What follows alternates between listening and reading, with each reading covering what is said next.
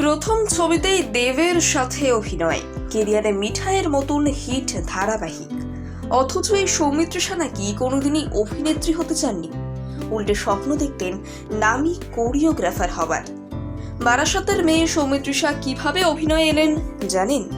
কিভাবে শুরু হলো নায়িকার সিনে দুনিয়ার সফর? অভিনেত্রীর পড়াশোনাই বা কত দূর? ব্যক্তি সৌমিত্রিষার জীবনের গল্পটাও কিন্তু কম ইন্টারেস্টিং নয়। গত কয়েকদিন ধরেই চর্চার কেন্দ্রবিন্দু হয়ে রয়েছেন সৌমিত্রিষা। সৌজন্যে তার দুই প্রাক্তন সতীর্থের বিবাহ।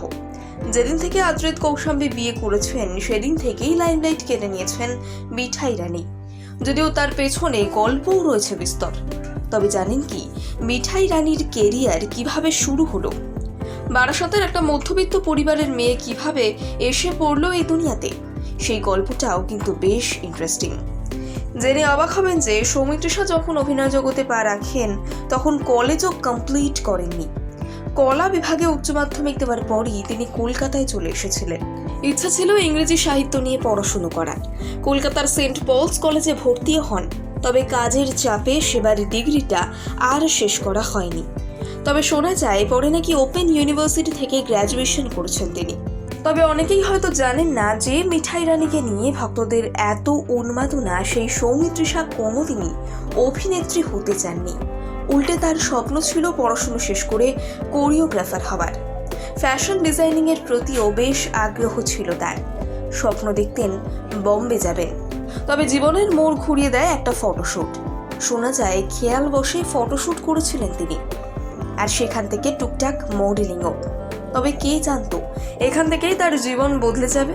আগে হ্যাঁ, এই মডেলিং এর সূত্র ধরেই অভিনয় জগতে পা রাখার সুযোগ আসে তার কাছে। অভিনেত্রী নিজেই জানিয়েছিলেন সিরিয়ালের আসার জন্য নাকি কোনো অডিশন অবধি দিতে হয়নি তাকে। চ্যানেল নাকি নিজের সৌমিত্রিষাকে পছন্দ করেছিল। প্রথমে যদিও নায়িকার চরিত্র মেলেনি, তবে মিলেছিল এক দাপুটে খল নায়িকার চরিত্র। ব্যাস, আর মিঠাই রানীকে পায় কে?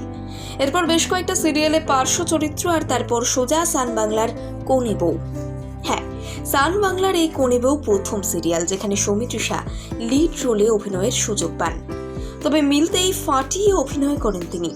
তবে সৌমিত্রিষার কেরিয়ারের দিশা আর দশা দুটোই বদলে দিয়েছিল এর পরের মেগা। আন্দাজ করতে পারছেন সেটি কোনটি? অবশ্যই জি বাংলার মিঠাই। নিঃসন্দেহে মিঠাই ছিল সৌমিত্রিষার কেরিয়ারের সেরা ধারাবাহিক। বলা যায় এটিই ছিল অভিনেত্রীর কেরিয়ারের ব্রেক থ্রু। রাতারাতি বাঙালির ঘরের মেয়ে হয়ে উঠেছিল মিঠাই তথা সৌমিত্রিষা। এমনকি আজও মানুষ তাকে সৌমিত্রিষা কম, মিঠাই বলেই বেশি চেনে। আর এখন তো তিনি অভিনয় করছেন বড় পর্দাতেও। প্রথম ছবিতেই ইন্ডাস্ট্রির সুপারস্টার দেবের সাথে স্ক্রিন শেয়ার করেছেন নায়িকা।